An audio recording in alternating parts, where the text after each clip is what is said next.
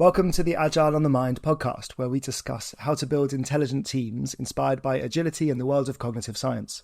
If you're listening to this podcast, there's a good chance you'll enjoy the Agile on the Mind Substack. To receive a free weekly newsletter or podcast with explorations of agility and cognitive science, complete with tools, tips and tricks, go to agileonthemind.substack.com. This week's guest is Professor Dave Snowden. Dave is the founder and chief scientific officer of the Cynefin Company and director of the Cynefin Centre for Applied Complexity. His international work covers government and industry, looking at complex strategic, organisational and decision-making issues. He's pioneered a science-based approach, drawing on anthropology, the cognitive science and complex adaptive systems theory. He's a popular and passionate keynote speaker. He's a passionate advocate for recognising the value of human capabilities in decision-making. He's also the principal author of a joint publication with the Future Systems Directorate of the European Union, a visiting professor at the University of Hull, having held similar posts at more universities and institutions than we have time to mention. He was one of the 3 founding members of the DSDM consortium, which was one of the 3 feeds into the Agile Manifesto. And more recently, he initiated the Hexi open source approach to the multi-vendor method and tool assembly approach based on complexity science principles. And we will hear a little bit about that in the episode. Agile on the Mind is about exploring how agility and cognitive science can help us build intelligent teams. And there are a few people better placed than Professor Dave Snowden to help unpick these topics. Dave's approaches have been incredibly influential on me personally, and it's a real thrill to have him on the podcast. Welcome, Dave. Pleasure to be with you. So to start with, in your view, what is cognitive science and what's it got to do with this complexity stuff? I think I know enough to know what it isn't, right? So I think if you look at it generally, there's a huge amount of change in biology and cognitive science at the moment. So I think the key difference which has happened over recent years is the realization that consciousness in humans is a distributed function. Yeah, not just of the mind, but of the body and the social environment. Yeah, so most of our decisions are largely influenced by, we can go into this later, the affordance landscapes within which we live, the patterns of narrative which surround us, make a lot of our decisions for us because they reduce the energy cost of decision making. So I think the big break, and I think this is a real problem for psychology, which is in a crisis anyway because of the lack of replicability of its experiments, is it shifts away from the Enlightenment model of the individual as decision maker.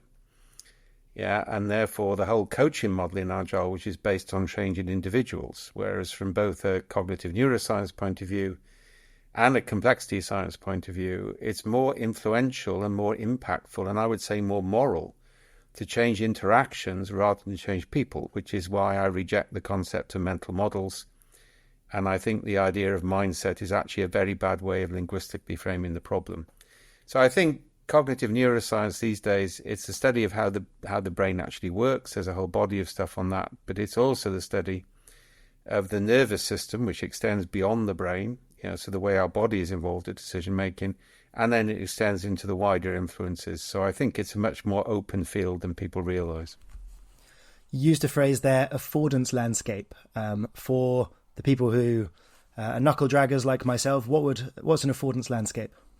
Okay, this is Deleuze epistemology. The simplest way of explaining it is I tell a story, you tell a story, we like each other's stories, so we tell more stories like that. And that didn't used to matter when we were in small communities. I mean, the way a friend of mine in the Mounties explains it, every village had an idiot and it didn't matter because he knew who the idiots were. Yeah, but now the idiots have banded together on the internet to create an Agile certification course and to elect a president of the United States. So we got problems, all right? The reality is what those stories tell us, there's a point where they have reality, they have material reality. This is new materialism in philosophy. So basically the story, and I've done the work to say that that's also called a strange attractor in complexity theory.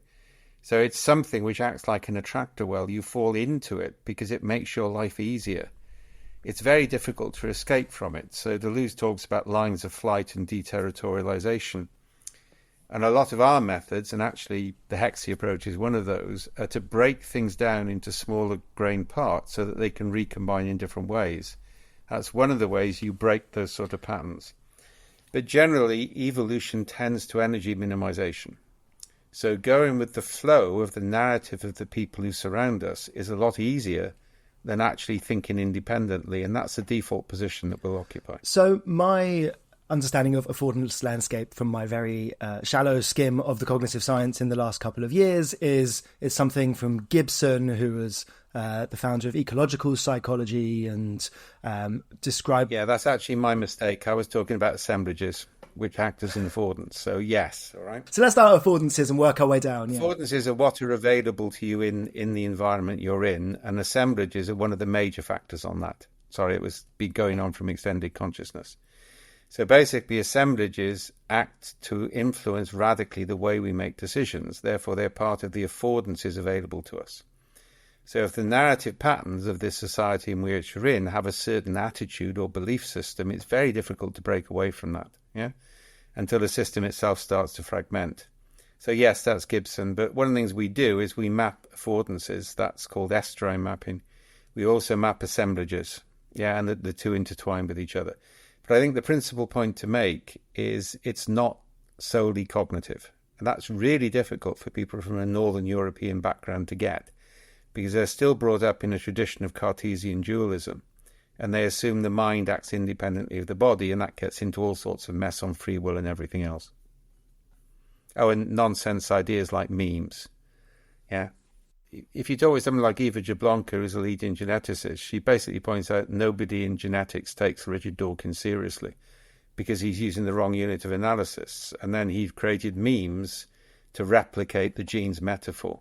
So the idea is there are individual stories which are seeking to replicate themselves. And that's just not the case. What you've got is assembly structures. You've got patterns in multiple stories which create attractor wells, but they're not as deterministic as a meme. So memes and genes are the wrong way of looking at each problem. So Dawkins presents it as if there are these small individual units that have all the interesting explanatory power, whereas actually it's about how those memes and the things that sit beneath them and above them structurally... Deterministic and linear, yeah. Yeah, and they sort of like structure together to create this affordance landscape made up of these assemblages. When I am a human in the world, I have various things available to me, and some of those are these assemblages. And it can create a lot of damage.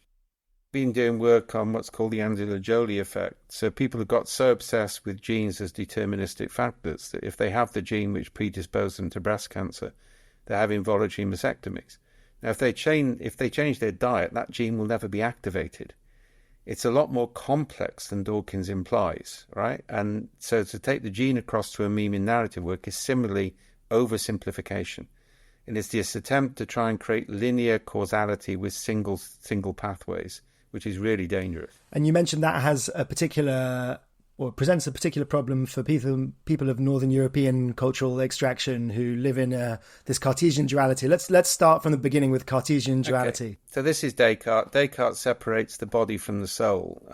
Mary Midgley argued he did that because it created a space for science against the church. So you can see that as a practical argument. He'd seen Bruno burnt at the stake and Galileo imprisoned. So he didn't want to go down that particular route. For good reason. And that's problematic because that sort of idea that the brain is separate from the body goes into sort of what I call faux Buddhism, which is very common in the States. It also gets into the idea that, you know, there are things that we cannot understand materially, therefore we just have to accept whatever people say. So there's a whole body of problems. But it also goes back fundamentally to the Reformation, because what Protestantism does is it emphasizes the individual over the collective. It's a switch from we are defined by our community to every individual defines himself.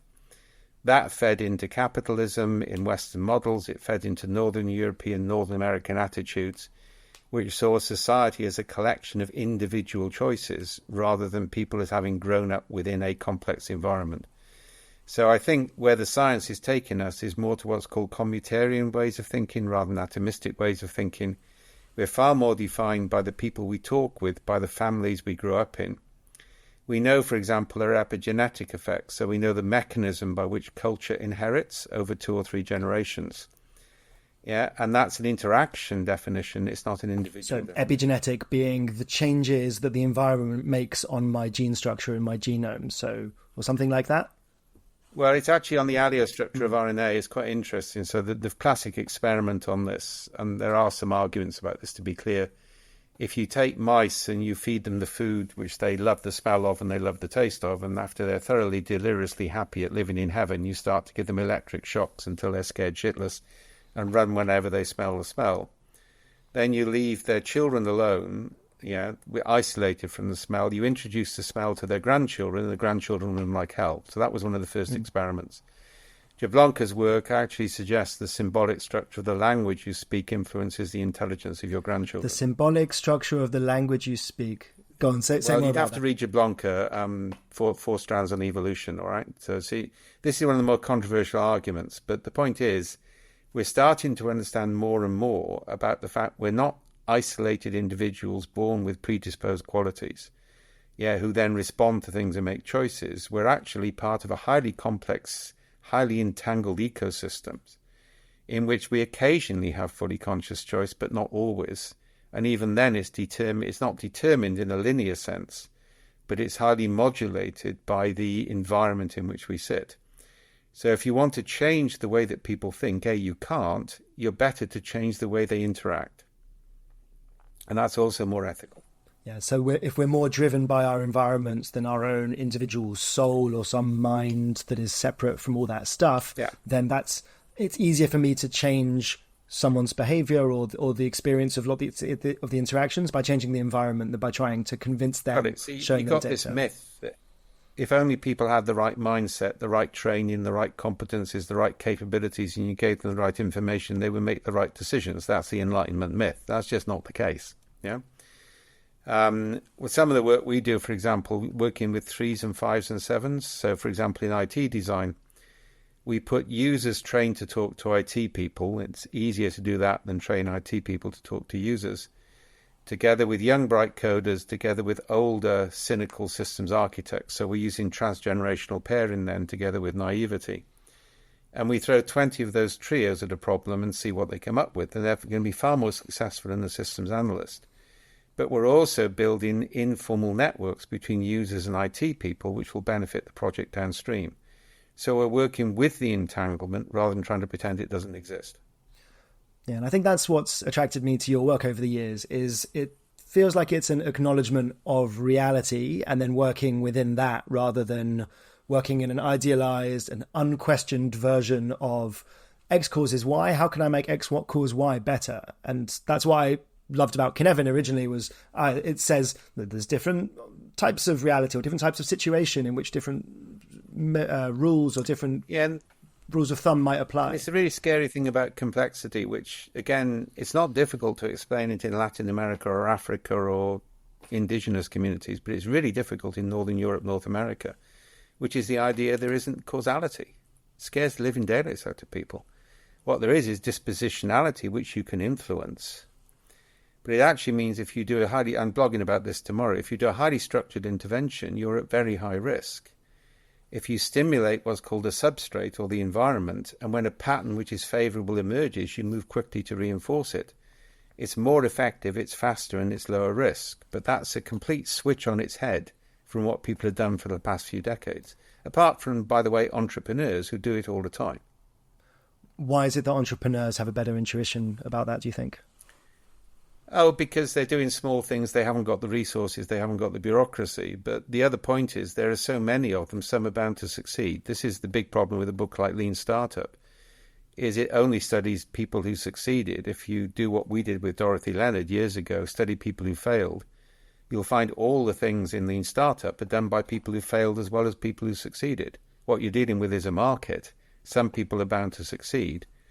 Now, one of the issues if you're working with a corporate is how do you use your employees as a scanning network so you can see the patterns of success much faster and the patterns of failure much faster, because you can't afford the sort of mass investment of an open market, which is what entrepreneurialism is. So you have to behave what Ian Wharton and others called intrapreneurially, is you haven't got the resources of a market. So intrapreneurship is not the same as entrepreneurship. Intrapreneurship being sort of internal facing... It's how you create innovation within a company. So, for example, I gave you an example there. Let me give you another one. We put somebody who's just joined the company with somebody who's about to retire, with somebody on the management fast track. and we'll throw 50 of those trios at a problem for 3 months, see what they come up with. That is actually creating an entrepreneurial landscape in which there's lots and lots of small things going on, and you don't know in advance what will succeed. We're now working on distributed decision making, by which you allocate very small sums of money to role combinations and see what works, rather than giving to many people who are good at producing business plans. Yeah. So it's just reflecting what actually works rather than trying to plan the whole thing in advance. I think that's another interesting element is, like you said, we normally give money to people who are good at writing business plans, which I see as a kind of self-organization towards of a complex system. Will find ways of finding a certain stability. And one, feel free to tell me I'm being silly about this, but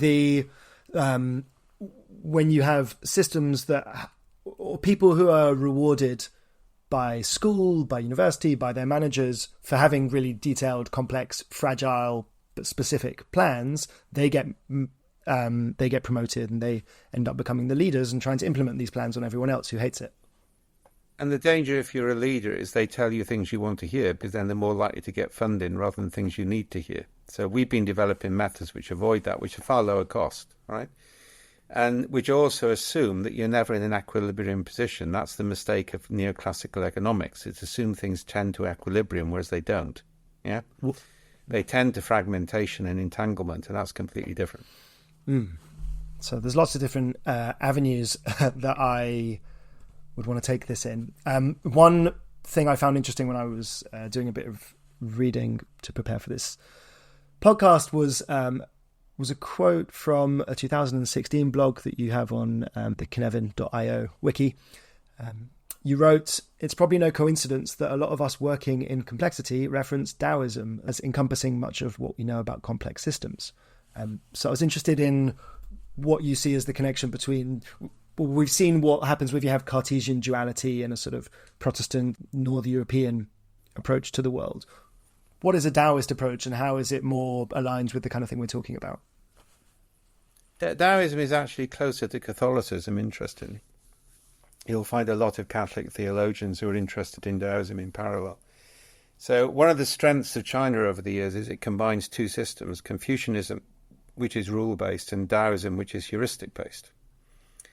Now, that actually is Cynefin. It's complex and complicated. And it also goes back to Aristotle. You can see a lot of connections with Lao Tse Tung and Aristotle's concept of virtue ethics.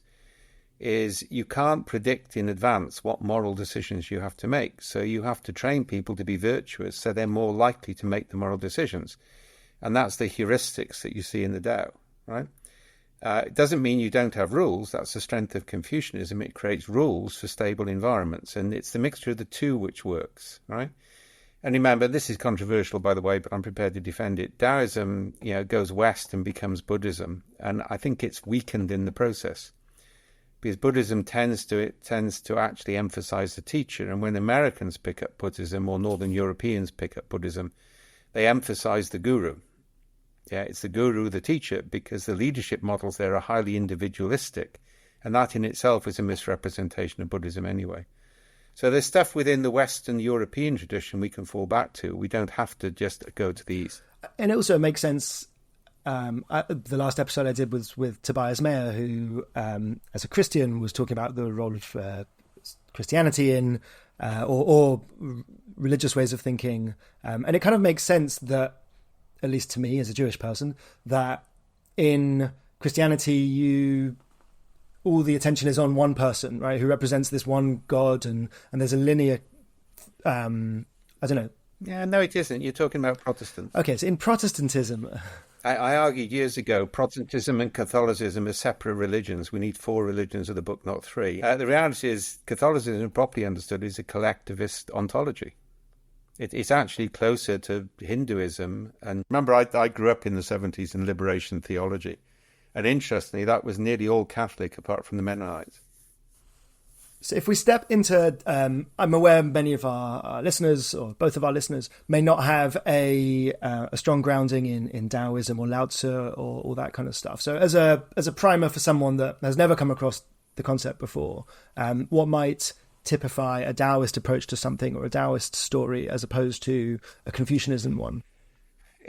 I come back to Aristotle and virtue ethics, which is probably easier to somebody to understand from a fit background. So what Aristotle argues is the way, and I'm going to be talking about this week in Bucharest, all right? The way you train your young people influences how they make decisions downstream. Yeah. Also, the degree to which decisions are visible within the community also impacts on how those decisions are made. So I would say virtue ethics comes very close to the concept of heuristics in the Tao. It's about attitudes matter. And actually, one of the interesting things we do is we measure attitudes because they're lead indicators. Yeah, I mean, I don't want to give a lecture on Taoism because I'm not qualified to do that. I would say go and read the original Tao, go and read some stuff around it. Read people who grew up in the tradition, not people who adopted it in the West. If you want something in your own tradition, look at MacIntyre, who's updated Aristotle's virtue ethics, and I studied with him under McCabe at Oxford. But the underlying principle is the same. You can't work out in advance what the right thing is to do. That's what's attractive about Taoism to complexity theorists, because it basically says, fundamentally, you can't work out in advance what will happen. Yeah? What you have to have is the right attitudes so that you can resolve questions as they come up and steer them down the right path. And that's the concept of a path or a journey is key to Taoism as well. There's a journey I want to go on. I don't know what's going to happen to me on the journey. I will have to be well equipped to overcome it. Come what may. And if you want a simple, I mean, I created a much simpler way of understanding that. I say complexity is about what I call the Frozen 2 strategy, which references a Disney movie. So in the middle of, which is much easier for people to get, go watch Frozen 2. It's a great complexity movie, all right? And in the middle of it, you know, the real heroine of the Frozen series, who's the young sister without the magic, sings, all I can do is do the next right thing. Well, in complexity theory, that's called the adjacent possible. All you can do in a complex world is to work out where you are and where you can step next. And we do that, for example, with S-Drive mapping, which is a new strategy tool. It focuses entirely on mapping where you are and what is possible to change, rather than starting with some idealistic position of what you would like to change. So there's a deep pragmatism to Taoism, I think. There's a deep pragmatism to complexity. It's not idealistic. It recognizes failure and it recognizes the fact that you've got inherent uncertainty. And that's what I have found drawing me to cognitive science, and particularly the 4E cognitive science tradition, which I'd like to spend a little bit of time on now, which is this recognition. All these things are different ways of answering the question of how do I, a finite creature, deal with this infinity of complexity, of unknownness, of mystery that I'm confronted with at pretty much every level. We're actually quite good at it. That's how we manage our friends and family. All right. I mean, the downside is we only respond to proximate threat, which is why climate change was very difficult, but COVID was easier. Yeah. So there's this proximation. So force fields, it's like in gravity, force fields go off over distance. The same is true of humans. All right. So I think it's also important not to, I mean, the embodied mind is an important concept. All right. But it's also extended, coming back to Clarke's work. So the danger is that we don't realize all these different factors come into place. So if you look at Andy Clarke's latest book, which is brilliant, his first book, Been There, introduced the concept of scaffolding, i.e. we distribute consciousness into scaffolding like common narratives. His latest one basically looks at the way we hallucinate. And hallucination in humans is different from hallucination in AI. We do it at a more micro level, and we're more able to work out what are good hallucinations from bad hallucinations, because it's not algorithmic. So the way we're making decisions is constant hallucinations based on memories, partial memories, third-party memories, imaginations. And though we're not an intelligent camera, those aren't responding to signals. They're entangled with multiple signals, and we don't understand where all the signals come from. We're starting to understand, for example, that pheromones play a really important point in trust decisions, but we don't know quite how yet. And there's something about magnetic resonance we don't understand yet. So there's all sorts of things in human decision-making. All these things are entangling. And when we get a first fit pattern match, that's what we apply. We're constantly making decisions and what appears to work in the moment based on multiple inputs. Yeah, it's not a linear process, and that non-linearity of entanglement is key, because if you want to improve collective decision-making, you've got to at least partly replicate that approach. Yeah. So as a human, and are you talking here about the prediction machine? Yeah, that's his latest book. It's his best yet because you can finally see him pulling everything together from the early books. Surfing Uncertainty was the other brilliant one, along with the first one. Yeah, I loved the prediction machine. I thought it was really tied together a lot of really interesting. One of the most interesting explorations of mental breakdown as well. Completely novel approach to mental breakdown in that book. Go on. Well, read it. All right? I'm not going to do Andy's book for him. All right, read it. I'm still trying to digest it myself and talking with people about it. So. I'll post a link to The Prediction Machine by Andy Clark, and then maybe I can get Andy Clark on the program, and then I will be too excited to actually be able to say anything. So part of his approach to it is we work with predictions, right? Like, it's not like I have a fully grounded model of what the world is around me. I have a pretty good prediction, or a very good prediction, or a not very good prediction, and I go out and sense and see how well my prediction stands up against reality, something like that. And I do that quite well as an individual. Yeah, but I think take his concept of micro hallucinations, because the danger with prediction is he's not really saying it's linear in that sense. The danger is if you describe it that way, it's seen as the linear. What he satirizes as the intelligent camera. Yeah? We're not an intelligent camera. We're actually interacting with the world as we make decisions about it. And so that's like the main argument in cognitive science, as far as I see it, is there's the sort of intelligent camera, computationalist, everything about experiences is information that needs to be processed like a computer on the one hand. And then there's this embodied approach, which is that stuff's not true, and actually our bodies are really important. Embodied and extended. And extended through our environments, through other people, through our tools, through our shared narratives. So I have a question, which is there anything from the computationalist cognitive science tradition that we can take as useful for us trying to make sense in our worlds? Simulation has utility if you get the granularity right, and that's modern forms of complexity-based economics. You simulate, then use models to explain the patterns. You don't start with a model and try and create a model up front and decide whether it's predictive or not. Yeah. So computational power has given us huge capability to run simulations at scale. Yeah, but I can simulate the way that birds fly in the sky, but I can't predict whether they'll go to the left or right of the mountain. Okay? So simulation gives us a new way of understanding what patterns are possible. If we see a pattern in a simulation, we then have to find an explanation of it and determine whether we can scale it or not. So that's one of the big flips going on in economics at the moment. And our work is to actually get human systems to simulate themselves in real time at scale through micronarratives. See what patterns emerge from that, then reinforce the good patterns and disrupt the bad ones. So that's the more stories like this, fewer stories like that concept of change, rather than the sort of engineering approach to change. And that's where I came through at the start. So the framework I'm going to publish tomorrow is more of a matrix. Basically says the more you do fine-grained interventions responding to naturally occurring patterns, the lower risk you are. The more you do coarsely grained interventions based on patterns you think you've perceived, the higher the risk you are.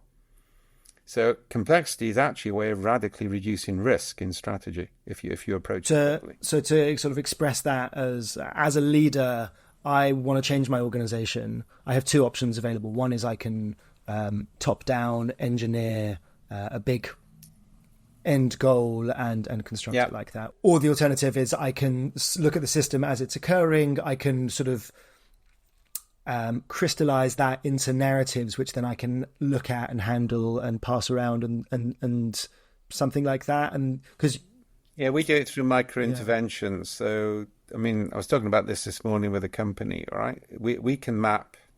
What we do is we map what's in play, principally under three categories: actors, constraints, and constructors. Constructors are things which don't change in the act of construction, but transform things like processes or rituals or catalysts. So they don't change in the act of construction, but they change things. Yeah. So they're predictable elements. Objects work the same way. So a catalyst is a good prototype, a good archetype of that. Yeah. Yeah. So what I do is I map those onto a grid between the energy cost of change or the time to change. Everything top right is too difficult, so I don't go there. The trouble is, if I start off with an idealistic design about what I would like to be, I nearly always end up in that space, which is why those things fail. What you then do is you focus on lots of micro initiatives to change the energy gradients of the present, so the sort of things you want are more likely to happen, rather than trying to make them happen against the energy gradients of the system. So the way I've summarized this, you need to make the energy cost of virtue lower than the energy cost of sin. Yeah, this is my theological background coming out here. Now that is, you can do that in, 2.5 days of consultancy and 3 or 4 months of experiments. You can radically reduce the risk on a major project. Yeah, whether it's a software project or a change project and everything else, because there's no point in having a strategic plan to be the world's best grower of cacti if you live in a paddy field. So you first of all have to understand what the substrate will support, what's the nature of it, where it can go next, before you commit to a major initiative. And that's the big complexity, is really about risk reduction. Yeah, once you understand it properly. How do you keep a direction of travel in a world in which you're only interested in the next adjacent possible, or mostly interested? That's more like this, fewer like that. So that's where we do the narrative mapping. So you say, well, look, I'd like the narrative pattern to be more like these and fewer like those. And then you constantly ping the system to see whether it's moving in that direction or not. So it's a direction of travel, yeah, which leaves you open to novel possibilities on the way. Who's the I in that? Is it the leader or the participants of the system? You can distribute it, or you can have it at the center, or you can have both. That's called fractal engagement, because all parts of your organization may be different starting places. So global programs don't work anyway. Then there's a principle in complexity, never aggregate in an aggregate. So what we do is we aggregate the data for the area for which you have responsibility, by which you can make a change. So different parts of the company may be going in different directions, but overall the company is starting to align. You don't assume everybody is in the same starting point, or everybody should have the same goals. I guess you could end up with a leader might worry that, well, I want to see more stories like this, but my employees want to see more stories of the exact opposite. How do you handle a situation like that? Then you ask the question, and you see what they come back with, and you compare the results. All right. And the key thing for leaders to understand is alignment is more important than goals. So there's an interesting exercise you can run. All right. It requires about 15, 20 plus people and no furniture. So you basically say up front, look, don't look at anybody or don't say anything after I give you the next instruction. And by the way, you can choose people at random. Then you say, identify somebody in the room who is your best friend and somebody in the room who is your worst enemy. They always choose somebody who is their best friend, by the way, so it's worth videoing to study later. Right? Then you say, organize yourself so your best friend protects you from your worst enemy, and the group dissipates over the room. You then switch the rule and say, position yourself before your enemy and your best friend. I act unselfishly, and the group clumps into the middle of rooms in seconds. It's an amazingly effective exercise because it gets people to understand a simple change in a heuristic produces a radical change in behavior. Now that comes from antelope behavior. So if antelope spot a predator, each antelope identifies another antelope and positions itself between that antelope and the predator. So the herd stays aligned, but where it goes is unpredictable. And what we're now working on is how do you make sure if a company is aligned, you don't want to predetermine your pathway. You want to actually to respond to emergent pathways and opportunities as they emerge. But you need sufficient alignment in the system. And that's what we're doing with the more like this, fewer like that. We're not seeking to achieve goals. We're seeking to measure and stimulate alignment so that the system can adapt very quickly under conditions of uncertainty. So I might argue that a herd of gazelles hasn't got ambitious projects for change, right? They have a sort of static, let's keep ourselves alive, let's reproduce, and we're not trying to solve climate problems, or we're not trying to re-engineer this or build a big skyscraper, right? Whereas an organization wants to do something lofty and ambitious, and if we sort of mush according to certain heuristics and adapt ourselves to the shape there, we're never going to do anything cool. No, it's not necessarily the case, because if your company's aligned, you can help you've got more ability to direct this direction of travel than the antelope do. All right? I'll come back to climate change in a minute because that's a different proposition. All right? You've also got opportunities to spin off parts of the company to do different things and see what works and doesn't work by working in parallel. The danger is if you try and do company-wide interventions. That's the danger, right? Because that never works. And that's an engineering metaphor rather than an ecological metaphor. If you want to get people focused on climate change, you've got to change the substrate earlier. So nobody in a modern democracy on a 4-year election cycle is able to make the long-term sacrifices we need to do to solve climate change. The way you have to solve climate change is people have to make micro-sacrifices at a local level and understand the problem as highly local. That then changes the dispositional state so politicians can make the bigger decisions. And that's the problem. We're focused on the big problem, which we then give up on or we delegate to politicians. We're not focused on the small changes in the present. And the same is true in a company. You want to change the dispositional state of the company so that things you want are easier to achieve rather than trying to force them. Yeah? And that's this substrate mapping, substrate intervention type. Which goes back to the old, as if it's an old wives' tale, or the old story of I went out to go change the world and it wouldn't change, and I went to go and change my village and it wouldn't change, and I realized I had to change myself. And that feels like a cliche, and actually, if you stopped it at change my village, I'd be okay with it. But when you got to change myself, that's getting atomistic again, right? But if I change myself, then I can change my family. Yeah, no, that's the myth of things like the inner development goals, which are basically lotus eating. It's that sort of myth that magically, if 8,000 middle-class people get together in Stockholm and agree if the world was like them, it would be a better place. Well, yes, it would, but that's not really practical. And you need locally contextual solutions to emerge. You can't determine those in advance. And changing people ain't going to make a bloody difference to climate change. You've got to change the environment and the interactions. And the local environment's not the huge environment. And you've got to accept different solutions will emerge in different places. Yeah. You used the phrase lotus eating. I haven't heard that one. Oh, you don't know your Homer. This is the Odyssey. I wish that is definitely true. Right, okay. We need people to read their Bible and read their Odyssey, all right? So Odysseus going home meets an island full of people eating lotus leaves, which is a form of, soporific. So they're really happy with their life and they don't have to engage with the real world. Yeah, that's called lotus eating. Yeah, you get very comfortable because you all agree with each other how things should be. It's the same problem with Otto Scharmerga and Theory U, with Sengi, with inner development goals, with metamodernism. All of them takes this approach. We just get people together and they all agree how things should be, but nobody actually changes. That's called lotus eating. Homer, Odyssey. Odyssey. Link in the show notes. I'll see if I can invite this Homer character onto the podcast. It's just get the most recent publication. You heard it here first. Yeah, if you heard Homer here first, then probably this isn't the best place to start. I want to move on to the topic of intelligence. So this is a amorphous, tricky. Lots of people have different types of definition.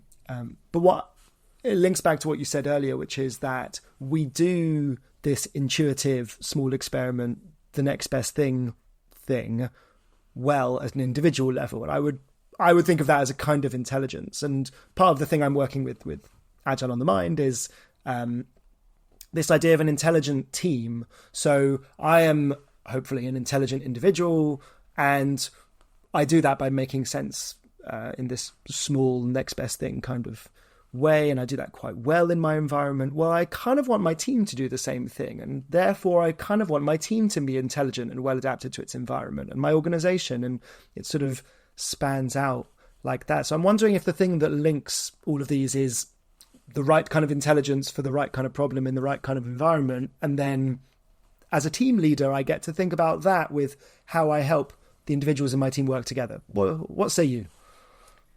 I think you should stop thinking as teams as groups of individuals, and you should think about them as assemblies of roles. So if you look at the evolutionary biology on this, there are some, this isn't Dunbar's law, but there's some coincidence, all right? But primary decision-making units are sexual pairs, extended families, which means a maximum of 5 to 7 decision-makers in clans. That's what we evolved to make decisions in, yeah? And people are very role-based. They're not there as individuals, they're there in roles. So if you look at an operating theatre team, they can make really difficult decisions very fast without stress. because they're making decisions in roles and the entry into the role is highly ritualized. Yeah. If you delegate to a team of people and they're still individuals, the stress chemicals in the brain are released. So our work focuses on defining roles and ritualizing entry into roles and then allowing different role combinations to make decisions rather than delegating. So this is distributed decision making. Yeah, so we're about to start experiments on that in the NHS, where we're introducing anonymous roles, because anonymous roles create a panopticon effect, so you get honesty. So you can actually hand out money to those teams. Yeah. What's a panopticon? Oh, so it comes from Jeremy Bentham. So if you're observed, you're more honest than if you're not observed. And if you don't know who the observer is, so you can't influence them, you're always going to be honest. We'll, for example, put together a team of 5 people. So it might be a junior doctor and experienced consultant. That's a transgenerational thing.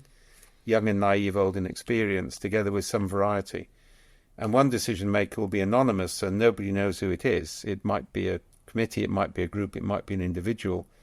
If all 5 roles or 7 roles agree, you can spend money and make a decision without going through bureaucratic control. This is the latest thing we're launching. Yeah. But the point is, it's role combinations, it's not individuals. You've got anonymity and panopticon effect, and you've got capture at the micro level of what was happening and what we did in consequence. That's what we're also doing in investment decisions, because it allows you to let money flow to things which are working and more spontaneity in the initial stages. But that's moving away from teams. Teams is an assembly of individuals. You have forming, norming, storming, performing, all that sort of stuff, high stress. Human beings actually evolved to make decisions in role combinations, not in groups of individuals. Yeah, so that's what you replicate. I mean, I guess I would think about the teams that I work with as kind of both, right? I've got the individual with their proclivities and the way that they like to be and their style or whatever. It can't be both. The surgeon goes through a scrubbing up process. It changes the cognitive activation patterns of their brain so they think like a surgeon, not the person who they were. Yes, they bring some individual qualities, but the role is the most important thing. The same is true in military units. Yet role combinations are more effective decision makers than groups of gifted individuals. So that, yes, there is an element of individuality in it, but it's the role combination which is what really matters. That's the primary unit.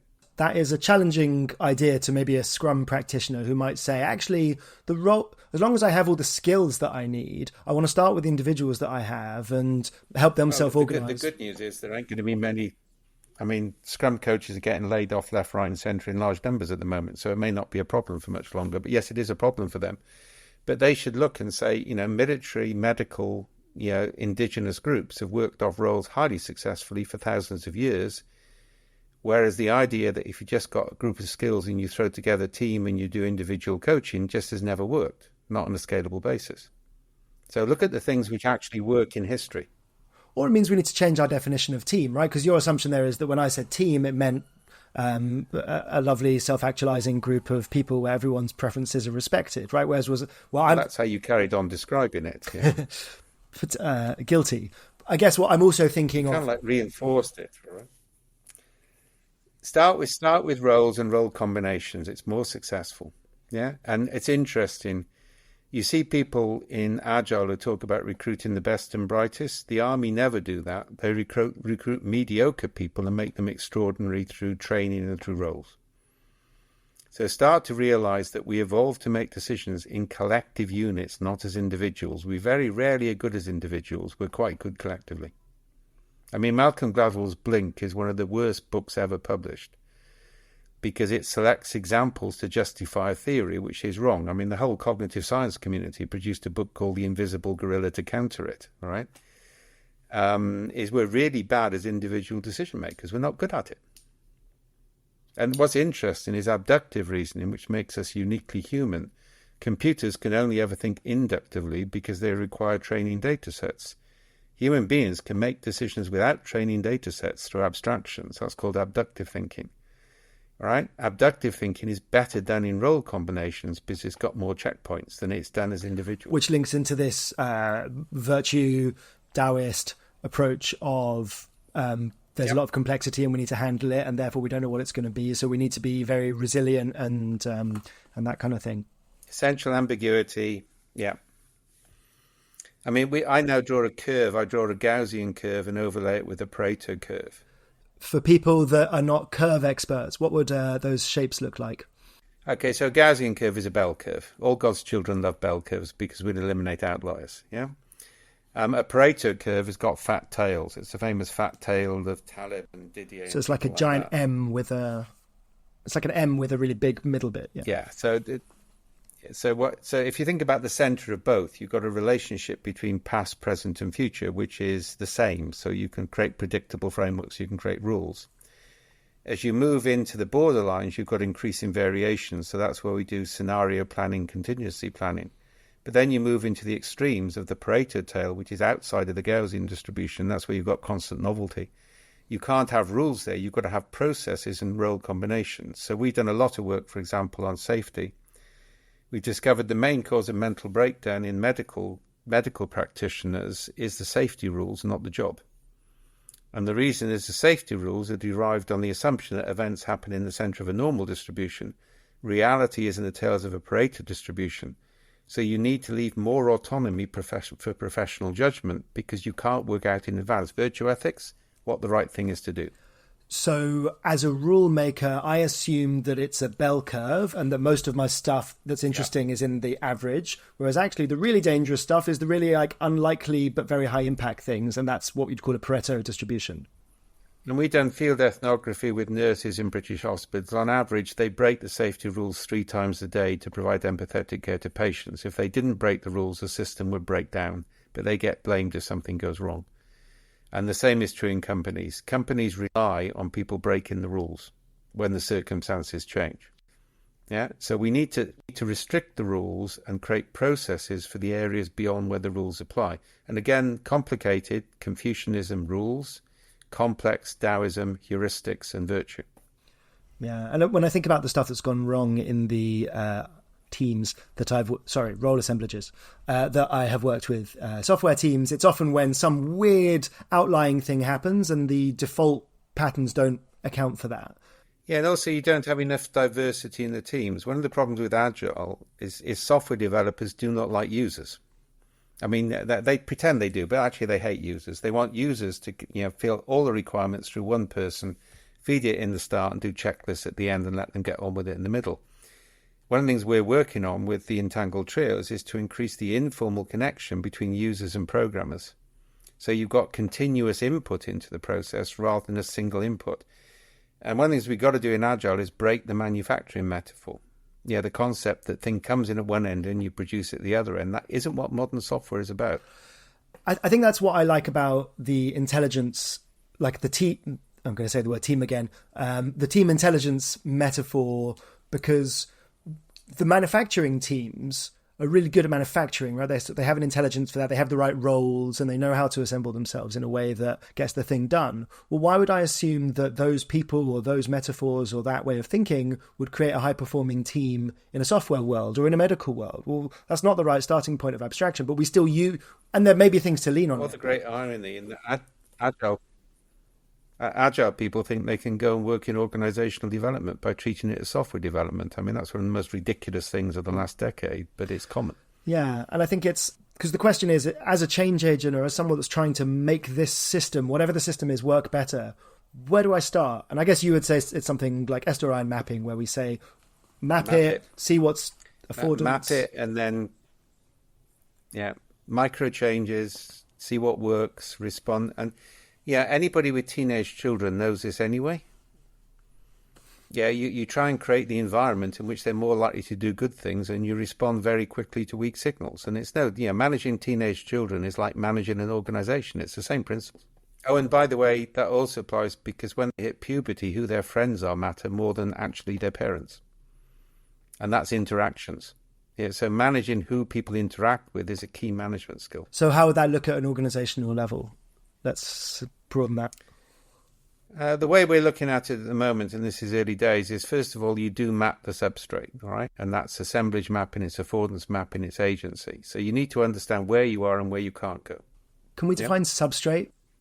Oh, substrate, it's a term from physics. It's linked with physics rather than in the environment, if you want another phrase. I prefer substrate because it's more technically accurate.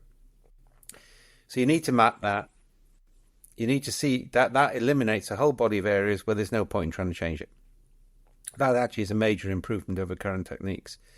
You then start to initiate micro changes to make the climate more favourable. And then there's a point where you can initiate a major change program. So you're much more responding to reality rather than trying to create the reality in the first place. And that's a key principle. That reduces risk, it reduces cost, it increases sustainability, and I would argue it's more moral as well. It brings people along more. It also allows you to engage fractally, different parts of the organisation engage in different ways rather than single change programs. Yeah. And I think that's the dilemma that I know people in the Agile community face. Like, well, I've seen this work in this place, or we're being told we have to use this technique or Scrum or Kanban or whatever. And what I like about your Hexi approach is modular and saying, well, here's a bunch of different things that you can try in different combinations. Yeah, put them together in different combinations. Well, I mean, if you want the metaphor on this, Agile has been a set of recipes and you have to choose which recipe you want. Hexi creates standard cooking ingredients in tools and you can put them together in different combinations. Yeah, so it's designed for chefs, not recipe book users. We define the ingredients, we define the tools, but you can put them together in different combinations. And I think it is important to also define the techniques as well, right? Like as a chef, you need to know how to, not really smush the foam into the blah, blah, blah, or make a sauce or whatever it is. Well, you can go back to Aristotle. I mean, Aristotle famously said it's Sophia and Pronesis. You need practical wisdom and you need theoretical wisdom. A chef has got both because they've served in apprenticeship, but they've also studied the theory of taste. And the trouble is, if you take an empirical approach, all you do is do what we did last time. And by the way, Agile has abused the word empirical beyond belief.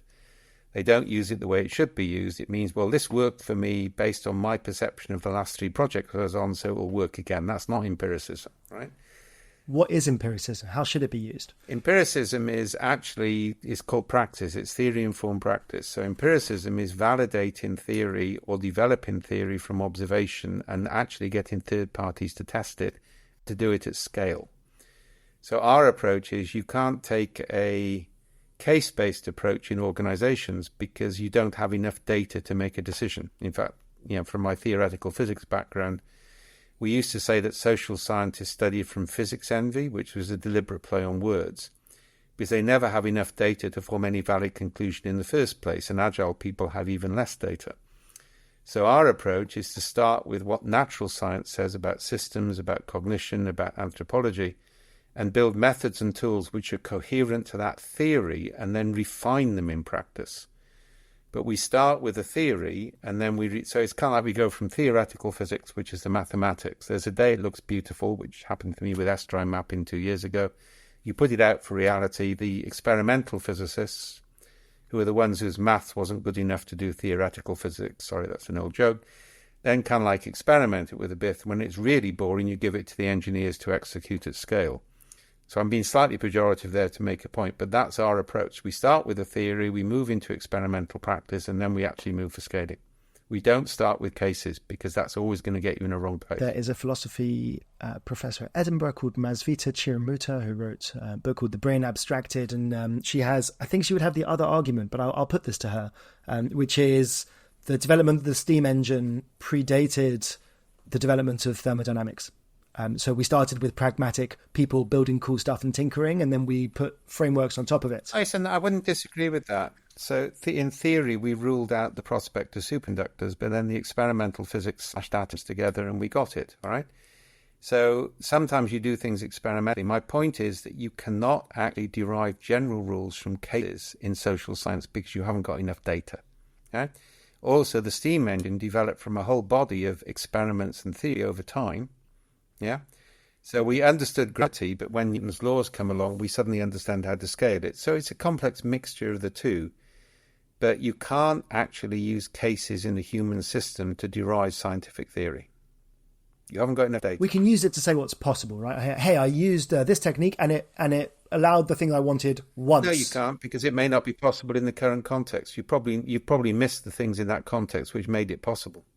Context is everything. And my assumption is that the thing that I did was the cause there. Maybe it was all ready to happen anyway, and I just and particularly if you were successful, we said this in IBM. Successful teams always attributed success to their agency, and unsuccessful teams always blamed the third party. Well, they can't both be wrong, or both be right. The other key thing is, the crisis in psychology at the moment is because nobody can replicate the classic experiments. So, science requires third parties to replicate your results, whether you derive them theoretically or practically. Without that third-party verification, you can't get anywhere. You don't see any of that in management science. Somebody concocts the method based on some cases, they roll it out, claim universality. That's just bad science. And Agile has copied that model. SAFE was even worse, because it was based on Dean's half-remembered experiences of 3 projects and a bit of root. Like another part of Chiromuta's work is the idea of what kind of abstractions we deal with when we're doing science, right? So the reflexology from Pavlov and the guy with the boxes, his name is escaping me, the pigeons, Skinner, was an attempt to sort of abstract down very small measurable things so we could do physics style science on them, whereas actually like a pigeon, now you need to abstract up. A pigeon in a box displaying a certain kind of behavior is just not it may be representative of a small thing, but it begs this question of, is our reality able to be broken down into small parts that can then be constructed back up together? Possibly not. It can't. That breaks complexity theory. Abstraction in abduction in humans, that's where the role of art comes in. So art comes before language in human evolution. So by going to high levels of abstraction, we see completely novel connections between things. So if you want innovation, you want to distance people from reality so they see novelty. So abstraction needs to go higher. And it's why, if you look at the history of science, metaphors have been so powerfully used. Because that's the right level of abstraction for innovation. You don't want a reductionist abstraction. You want an abstract abstraction. Einstein imagined himself on a photon of light and saw what the world would look like. Metaphor is really important on that. But that's where, as I say, that's where abductive reasoning comes in. Let's go a bit more into abductive reasoning, because it's I think it's the one that people have the least familiarity with. So deduction is if A then B. Induction is all the cases of A have B. So it's a probability distribution. So inductive reasoning would be, every time I've heard Dave Snowden speak, he mentions the example of the gorilla. So that means he's going to mention gorilla the next time, which he probably will, just to make a point. Yeah. Right? But what AI does, it gives you the most probable. I'm actually about to start an experiment. I'm writing a blog post, then asking ChatGPT to give me the outline of the blog post I should have written, and I'll publish the two together for a bit, because I think it will show the difference. All right. What ChatGPT does, it gives you an average of what everybody else has said rather than something unique. All right, because that's inductive reasoning. Right. Abduction, there are 3 kind of approaches. One goes back to the pragmatists. So if you've got a philosopher, they'll always go back to Quine and Dewey and people like that, where abstraction is a form of hypothesis generation. So you don't look at causality, you look at plausibility. Okay? You then got Bateson, both Gregory and Nora, his daughter, who look at metaphor. And then you got us, and all these are compatible, by the way. We actually increase the level of abstraction in the raw data so we can create novel associations between things that you wouldn't otherwise have thought of. What would an example be of really good abductive? Oh, we did one lighting industry. So we got lighting. This is actually working with Philips before they disbanded, right? So they had the idea that light would be a really good thing if you saw it as a garden feature, not just to light your gardens. All right? So we need new products. You'll find, I do my annual pilgrimage to Chelsea, which is an endurance test for me, but it's necessary for my marriage. All right, you'll now find that lights are all in gardens themselves. So we pulled in 3,000 stories about the sort of gardens people wanted to live in, and we hid questions about abstraction and shade in the signification structure. That's the stuff we developed. So that's high abstraction signification. Yeah. We then got Philips to code all of their technologies, and the unit was the lowest shippable item, i.e. anything you could ship with some instructions. Yeah, and that gets the granularity right. They coded that into the same signification set, and then we mashed the two databases together at a metadata level. and found significant clusters of customer stories which matched the way that people had indexed existing technologies. Those went to marketing. And marketing, we said, so why are these stories linked with these technologies? That gave marketing novel ideas. The one I'm sort of ashamed of, but it was successful, is there is a plastic rock selling really well to this day in Southeast Asia, which changes garish colours based on proximity and warmth, which entirely derived from a technology originally designed to handle urine-saturated staircases in Eindhoven football stadium. Now that's an example of abductive reasoning. You move things up a level of abstraction so people see connections they haven't seen. So it's like the guy who realised the significance of a Hershey bar melted in his pocket when he was maintaining the magneto of a radar machine. So he had the sense to put a metal box around the magneto. We got microwave ovens. So abstraction has been key to human innovation over the centuries. Yeah, and that's abductive reasoning, and computers will never be able to replicate that. So that's and there's this assumption that if I'm rational, what I'm really doing is inductive or deductive reasoning or something like that. And whereas we can still be rational, but we're probably doing this abductive thing that doesn't fall neatly into those categories, and it involves abstraction. And the interesting thing is we're really good at abductive. We're really good at abductive, which is why we're also prone to conspiracy theories. We're actually not that good at inductive and deductive. And so if evolution has produced an abductive species, which is the most successful predator on the planet, it probably indicates that works. Yeah? To extend it, so both Gary Klein and myself both say there's no such thing as a cognitive bias. Yeah, there are cognitive heuristics overall at a species level. They have utilities, so you need to work with them rather than trying to pretend they're a bad idea. So this idea that like, oh, you're full of confirmation bias, which is why you make so many mistakes. And it's like, well, yeah, it might be the case, but you're also full of confirmation heuristic, which is why you make so many like useful assumptions about the world and why you're able to operate. Yeah, it's and really important. You spend less energy. Yeah. Just remember, everything in evolution tends to energy minimization. So whatever has the lowest energy gradient will win. That's why the estuarine mapping we're approach is now starting to replace scenario planning. Because it says if you understand the energy gradients of the present, you've got a better predictive mechanism than a small group of people using imagination and producing a forces and factors analysis and 5 scenarios. Yeah. I like the idea of whenever there's a dysfunction or whenever there's something's gone wrong or a mistake or something like that, you think, what's the behavior that has been useful in this, that has been keeping us alive, that has caused this as the unwanted side effect, but is kind of the necessary side effect, right? If we're really focused on X, we're not going to be focused on Y. Focusing on X was good until it wasn't. So now what do we do with that information rather than assuming that we've done something completely faulty and disjointed the whole time? You mentioned the word ritualized earlier, and I wonder if this falls into some kind of... it links a little bit in my mind to the abductive reasoning question, but let's see. The idea of ritualized inductions for these roles, right? The surgeon puts on their gloves and becomes a surgeon more than just that individual. What's the role of ritual? Well, there's lots. So I mean, before I go on stage, all right, I've got a little ritual I go through with my hands, which just loosens me up. Yeah, so, and you'll find if you get into your car, you go through small rituals. You're activating a different part of the brain and a different part of the body to respond in a different way. So ritual and habits are key human capabilities. Yeah, because again, they reduce energy consumption. Australians don't let young people drive cars with passengers other than elderly relatives for 2 years after they pass their driving test. And they're not allowed to drive on motorways or at night. Because it takes 2 years plus for the body and the brain to co-evolve to the point where you can drive and pay attention to another stimulus. Yeah.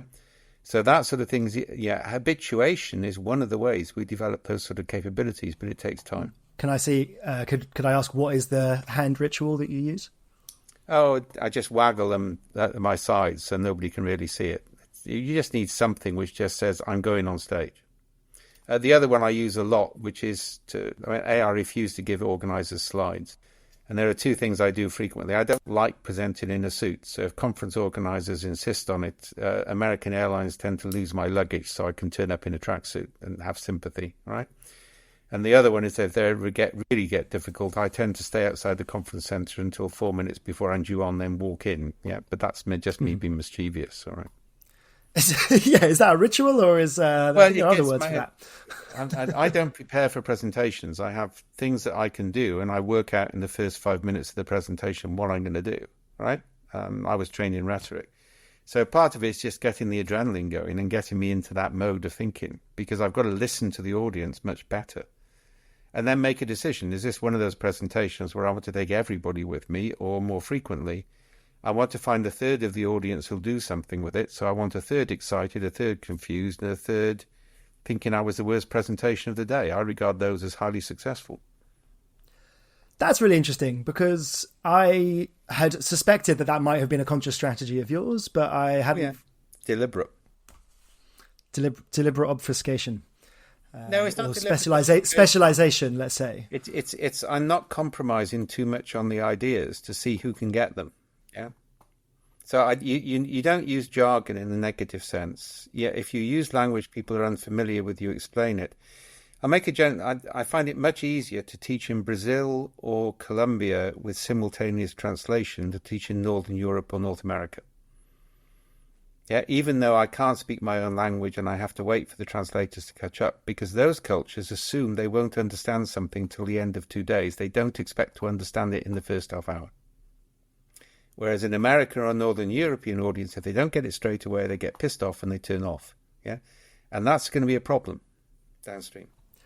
So for those people that would say ritual, Dave, belongs to the world of irrational fairy tales and things that hopefully by this point in the podcast they would have, they either see the role of ritual or not. But how might someone use ritual in a day-to-day way in their organisation and their team? Absurd. I mean, part of it is refacting practices. So we did one in New Zealand where we actually introduced a ritual of putting on a heated belt before you unloaded your lorry, and that halved accidents because we were forcing an identity shift from driver to loader.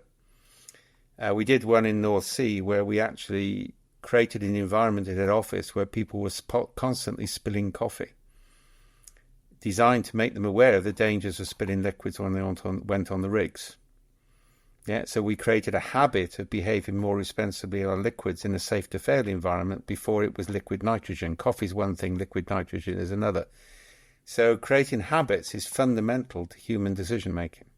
Yeah, and ritual is one of the ways you trigger people into a different set of habits. So anybody who thinks it's not rational is just an idiot, to be honest. Yeah. And they probably haven't observed their own behavior or the behavior of people around them. It's something that, going back to religion, something that religion does well is when I'm about to go to commune with God or to play whatever role, there's loads of rituals that I do that are irrational and so useful. To give an example, I mean, in the 70s, I was a Catholic Marxist, so I was liberation theology. I was actually summoned for heresy at one point. That's exciting. But I was and still am in favour of the Latin Mass. Not because I'm conservative, but because it was the same. It wasn't about the word, it was about the ritual of being part of one universal, holy Catholic and Apostolic Church. So wherever you went in the world, you could go to the Mass. And I think we lost something in that. So we defocused ritual. And ritual is really important to identity. Yeah, I think it's something that the Jewish communities understand with Passover rituals. Well, the Shabbat meal, for example, I mean, even secular Jews use the Shabbat meal because it's a form of community identification. I think of it in terms of a sort of ecosystem adaptation, that if you lose that, you lose a lot of the stuff that goes along with it that you don't realise. So you might say, I don't want to do the silly language that I don't understand. But actually, like, the process of saying these things adds more than just the idea. Yeah. You talk about ecosystems and nature and the world in ways that someone with a grounding in theoretical physics and therefore wonderful maths doesn't always appreciate. I'm interested in what inspired you to take on complexity, to draw. No, I did physics and philosophy, remember. I did physics and philosophy as a joint honours, and philosophy was probably my first love. Then I got heavily involved in liberation theology, so I was working on Aboriginal land rights in Australia. I was in the jungles around Zimbabwe, auditing refugee camps. I was in the slums of Rio de Janeiro. Kind of like that makes you quite practical, and it makes you aware of the realities of life, right? And so it probably comes from that period, if I'm honest. Yeah, complexity theory came in because I did that for 2 or 3 years, and some trauma on that. When one of the Aboriginal activists I was working with near Darwin was literally murdered by a mine security guard in front of me. And when we went to the police, they said it's only an abo and took us out of territory when we tried to make it an issue. All right, so that sort of shakes you up a bit when you're in your 20s. Yeah, then moved into industry, initially into finance, into HR, then finance, then decision and support systems, then corporate strategy, and then IBM took us over and put me into a research group. So by that time, I had a huge body of practical experience in different divisions, in different cultures. So we started on knowledge management, then complexity science started to intrude, and it just made sense. So that was where it came from. What are the things you most enjoy about the tapestry work that you do at the moment? Talking with people, meeting with people, dealing with problems. So I was working. So yesterday I had a meeting with people in a food supermarket. This morning I had a meeting with people working with an oil company. It's realizing that the basic ingredients of what we put together can work in radically different industries, just in different combinations. So that's always exciting when you have those conversations. And to be honest, reading books. I mean, I've just been at the Hayfest, How the Light Gets In.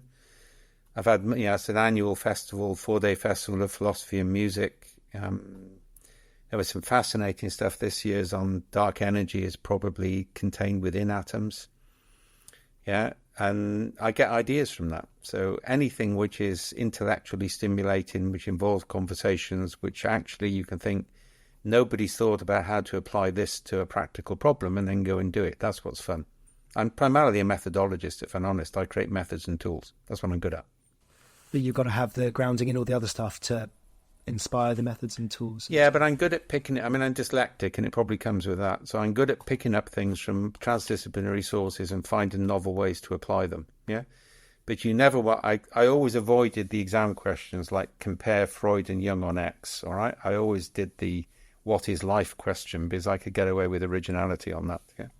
Yeah, that's interesting. I think the somewhere in the culture is this idea of deep specialization and get really good at your one thing and plug away with it. And even or T-shaped generalist, which I disagree with as well. I mean, I'm going to talk about this shortly when I go on stage. But when I was at school, at the age of 11, I had to walk to the front of the class, and I was given a card, and it said, "You support capital punishment." And I had to speak for 7 minutes without preparation for something I profoundly disagreed with.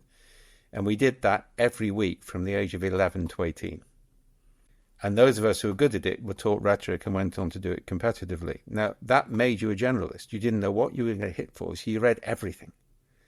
And then you had to find ways to synthesize it on your feet in front of a live audience.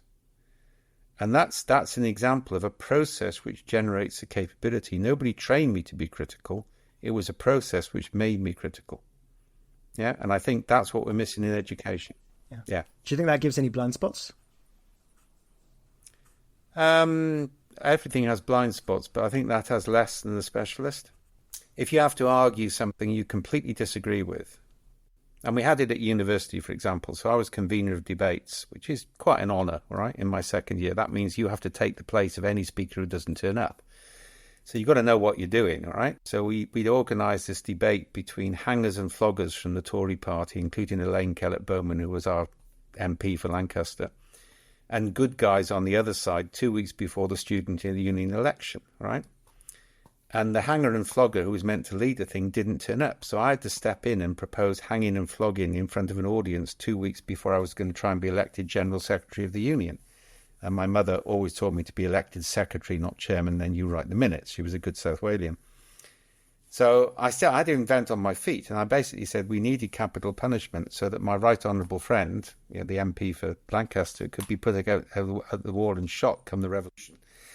Yeah, it was a really creative argument. She took me out for dinner afterwards. She thought it was very clever. But it's that ability to think on your feet, right, which we lose in organisations because people are over-specialised and they haven't been put under that sort of pressure, which forces you to think differently about the way you use something. Yeah. Well, I guess one could argue that also, you mentioned being dyslexic might have helped the channels to make those kind of things easier. We underestimate neurodiversity. Yeah. I mean, I can't read. To read a line at a time, I have to use 3 different coloured pens.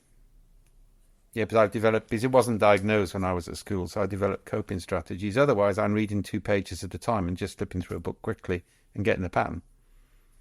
And that's how and then you're making connections. And the patterns you use to survive and to thrive in those different upbringings are then useful in all sorts of other ways. Yeah, pattern recognition is something dyslexics are really good at spotting patterns, but not structured thinking. We're not good at that. I heard it someone describe it as it's like overfittedness at being able to rotate things in space and that kind of thing. So like a B looks like a D because we're actually quite good at navigation, conceptual tests. We do really well on.